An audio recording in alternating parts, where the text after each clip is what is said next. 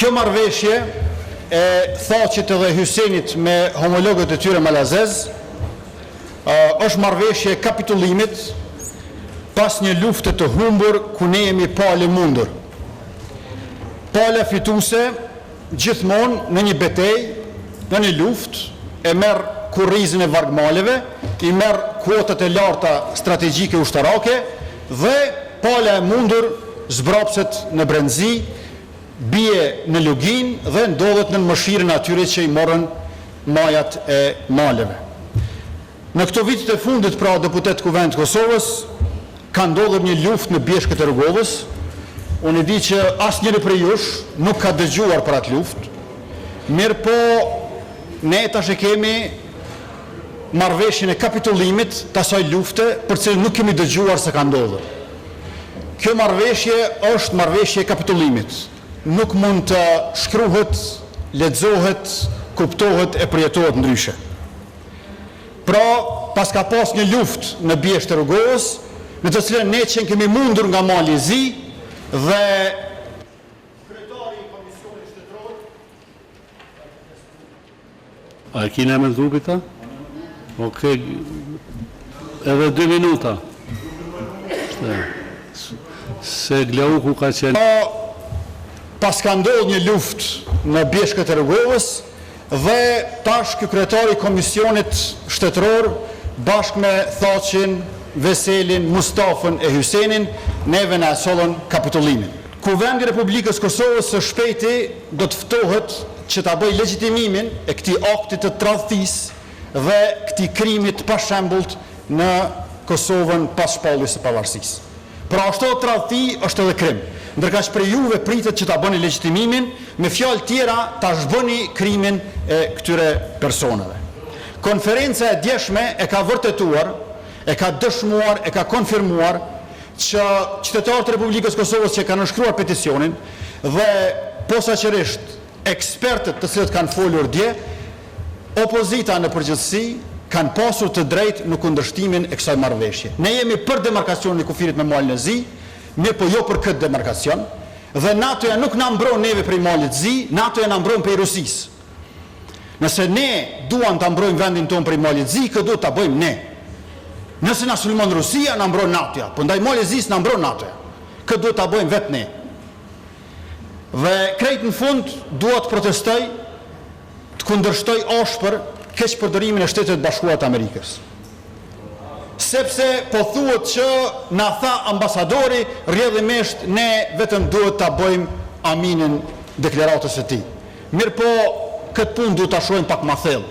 Unë jam i bindur që qeveria e Republikës Kosovës i don Shtetin Bashkuar të Amerikës.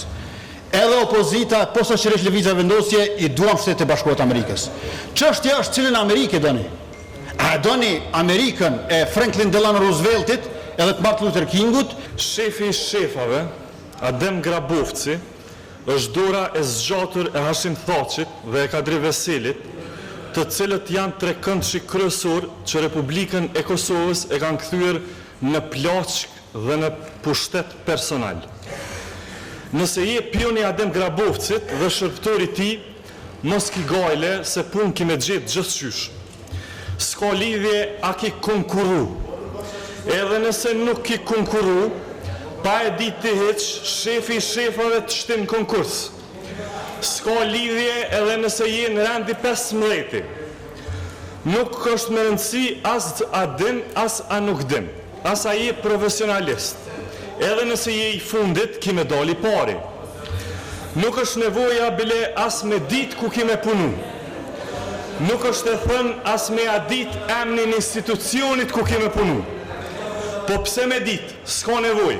E din shefi i shefave ku të shtin, sepse aty ka ma shumë nevoj partia.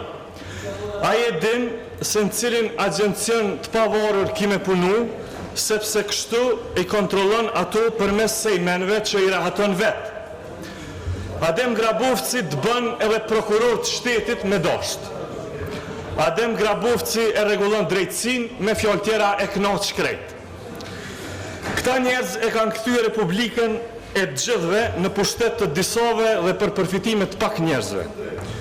Ky shtet aktual është privatizuar nga klani Pronto. Njëherë, zoti Veseli, që është kryetari i parlamentit, pa të thënë që gjithë shka që keni për neve fakte dhe dyshime, të qëni të prokurori. Të cili prokuror mi qu? Të Bahri Hyseni, a? Po mi qu faktet për juve të Bahri Hyseni, është sikur me qu capin të kasapi. Jo e keni paralizu qëfar do mundësie për ndryshim demokratik në këtë vend, jo e keni pamundësuar demokracin dhe drejtsin.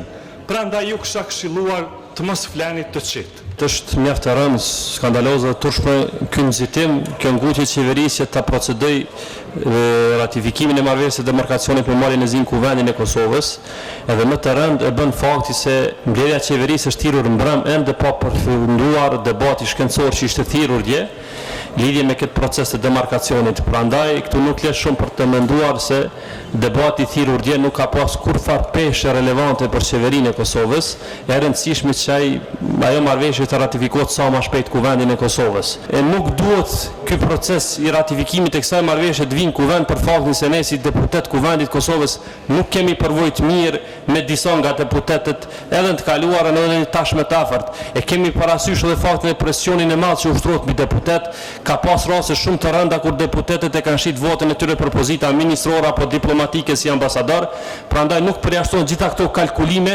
vetëm që të ratifikohet kjo marrëveshje. Në anën tjetër kemi edhe paralajmërimet nga disa partive opozitare për protesta, të cilat mund të eskalojnë në dhunë dhe askush nga ne nuk ka dëshirë të shës skenat e dhunës, prandaj qeveria e Kosovës duhet të merr një vendim burrëror dhe ta pranoj gabimin e Komisionit Shtetëror. Gjithë jemi njerëz, gjithë gabojmë dhe shumë më mirë, shumë më burrëror me pranu gabimin se sa më bë këtë dëm, këtë rradhi vendit tonë. Nëse është vepër penale, nëse është krim për të kontribu për të hapë vendet të punës, për të punësuar njerëz, unë atëherë kërkoj nga drejtësia të ja ku jam edhe unë jam i gatshëm të përgjigjem.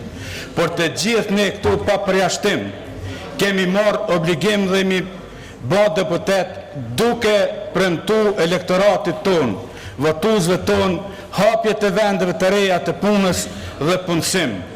Nëse është vepër penale, pse unë kam lëbu për të kalu ligjet, pse unë komunikoj me kolegët deputet, bëj përpjekje të jep sqarimet aty ku ka nevojë të sqarohet për votimin e një ligji apo mos votimin e një ligjit. Unë e them me përgjegjësi të plot, ndihem shumë mirë pse kam kontribu për të kalu ligji edhe i Hoqës, edhe i Prizrenit, edhe gjykata speciale, edhe vazhdimi mandatit të Uleksit dhe shumë të tjera.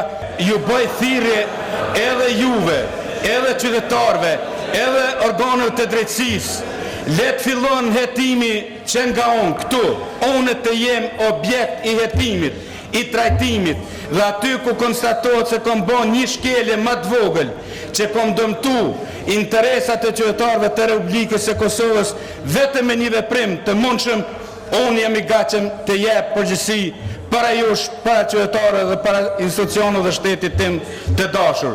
E di se jam fajtor, vetëm për një arsye, edhe une, edhe familja ime, edhe prindërit e mi, edhe gjyshit e mi, sepse vetëm një krim në këtë jetë e kem bë, se kur nuk jem pajtu me padrejtësi që i janë bë popullit tim, dhe në vazhdimsi kemi dhënë një kontribut të paqmunshëm për të arrit, për të fitu lirinë e Republikës së Kosovës